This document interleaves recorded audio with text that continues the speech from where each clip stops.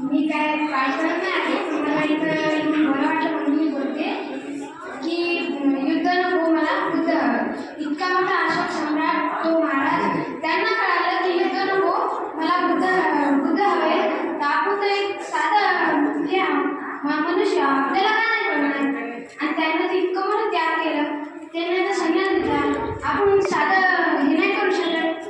आपण काय एवढं हे नाही म्हणा, तरी आपण छान राहायचं आणि युद्ध नाही करायचं. जर आपल्याला बिना भांडल्याचं बिना हे काही युद्ध केल्याचं सगळं काय प्राप्त होऊ शकते, तर आपण कशाला भांडणं करायचे ना. सगळं नीट होऊ शकते, कशाला हे करायचं, भांडणं करायचे ना. काहीच हे नाही महत्त्व कारण भांडणं केल्यानं उगीच हे होते ना, नुकसान होते ना आपलं. म्हणून भांडणं कधीच नाही करायचे. जपानमध्ये एवढं मोठं बॉम्बस्फोट झाला तरी त्यांना हे केलं. आणि आपण तर एक साधं मनुष्य, आपण जगू शकतो ना. त्यांना किती वेळा म्हणजे जिथं बॉम्बस्फोट झाला ना, तिथं आपल्यासारखे छोटे छोटे लेकरं होते. तुम्हाला माहीत आहे ते किती अपंग, त्यांना 5-6 वर्ष अपंग होते ते.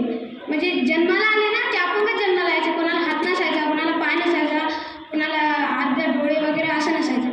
तर त्यांना हे केलं, त्यांना सांगून दिलं आपल्याला की आम्ही विश्वास ठेवला स्वतःवर, आम्ही हे केलं की स्वतःवर विश्वास ठेवला, आम्ही हे नाही केलं, परत काही जास्त हे नाही केलं ना.